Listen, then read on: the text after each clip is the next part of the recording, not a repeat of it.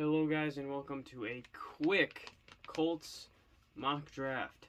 I'm doing rounds 2, 3, and 4 because those are the ones that I only have, guys that I really, really want. After that, Chris Ballard can do whatever he wants because, he was going to listen to me in the first place. But these are just guys that I think are really important. Wait, let me get a hat. But yeah, it's just 3 players that I really, really want to see play for the Colts, basically. And then after that, I'm gonna do scouting reports. Obviously, I'm gonna do scouting reports for all of the guys that get drafted by the Colts, after the fact. But there are 3 guys that I really want to see play for the Colts. Round 2, pick 42. I want to see David Bell, a wide receiver out of Purdue. If you somehow don't know who he is, I don't even need a piece of paper. I have a paper scouting report for David Bell that I wrote out. But I didn't need to watch any film because I watched his whole career at Purdue. And I don't need it up here because I already know what I'm going to say. Obviously, his cons are he isn't the fastest. His combine measurements aren't the best.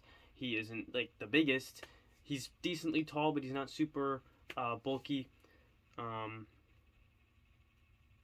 Yeah. His pros are his hands are immaculate. His hands can grab anything you throw at him. Even if there's pass interference, it doesn't matter. He'll catch it around people. He'll catch it with people in front of him like this and have the defender right here and get it like that. He'll OBJ stuff all the time. Anything's possible for David Bell when it comes to catching balls. And his route running is amazing. He can juke, he can spin, he can false step, he can do any skill move imaginable when it comes to route running, and he can do it really well. And he just loves to lose corners that way and then just be wide open, and you'll be like, holy crap, how is he that wide open? And he is so technically sound. He gets off the line fast, he can stop and go fast, he can change directions really, really well. It's just his skill set is amazing. It is amazing. I think we should draft him. I'd love to see him play for the Colts. Round 3, pick 73, Max Mitchell, an offensive tackle out of Louisiana. I would like him to play left tackle. It would be kind of cool. Cons, he can load up and get ready to block, and then he will fall. This isn't like I saw him do it once or twice. I saw him do it a lot. I get it happens, but with him, it was happening a lot. And he can get lost sometimes on a play, and sometimes he'll get caught just watching a play happen instead of going in and helping after the play kind of starts. He'll just kind of watch and not actually go in and get someone and block someone, But his pros, he knows when to stick and stay, and when to be a little bit more light with his block and stuff, which prevents him from drawing penalties. He can go to the second level and block really well. He moves around a lot in a good way. He doesn't float around. He moves with a purpose always. He can switch off someone. He can block someone, boom, switch off really fast and go to the next person effectively, and just get to that second level and block effectively. He's that obviously he has a decently high football IQ to be able to do stuff like that. And something that isn't really important, but I want to say, he's fun to watch play tackle. I enjoy watching him play tackle. He's pretty fun. Round 4, pick 122, the last one that I have here for the mock draft.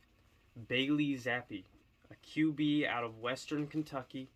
His cons, his size, obviously he's 6'1", 220, so he is smaller. But you guys know me, combine stuff and measurements and how tall you are and stuff like that. I don't really care about that kind of stuff because more times than not, that's how you miss out on a big prospect. Is you say, oh, he's too small, oh, he's too slow, that's how you miss out on good prospects, is by not looking at their actual skill and how they play the game, His pros, his throwing motion is very nice, very fluid. Gets it here, releases it fast. It's very quick. Well, that's not obviously an exact replica, but it's very fast. It's very fluid. It's not some weird going all the way back and releasing it all the way up here. Like, it's releases it at the ear. Very effective, very fluid. Just goes back. Very, very fluid for him. He can be a bit mobile and scramble a little bit. Doesn't do it a lot. I think he could do it more, to be honest, and be more effective. But he doesn't. So he can use his legs. He doesn't seem to be a system QB because he transferred to FBS, but he started out at FCS, and he was putting up the same numbers and playing well there, which brings me to the numbers he put up. He had almost 6,000 passing yards, 62 touchdowns, and 11 interceptions. You may ask, is that in his whole career? Technically, because he only played one season at a Division I FBS school. That is one season for him. 6,000 passing yards, 62 touchdowns, and 11 interceptions. That's 1 year. That was last year for him. Yeah. And, the rest of his scouting report, he can complete throws from short distance, medium distance, long distance. Is effective. Can throw the long ball decently well. Like this guy. He could be a huge steal. He could be a huge steal. And if you're just going to pass on him just because he's a bit undersized,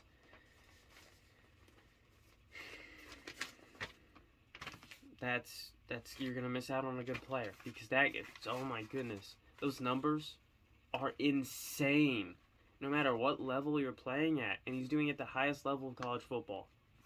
That's insane. I will see you guys next time. As always, I'm not funny, and let's see what the Colts do in the draft. Chris Ballard's unpredictable, so we'll just have to see. Just got unlucky on a few plays tonight.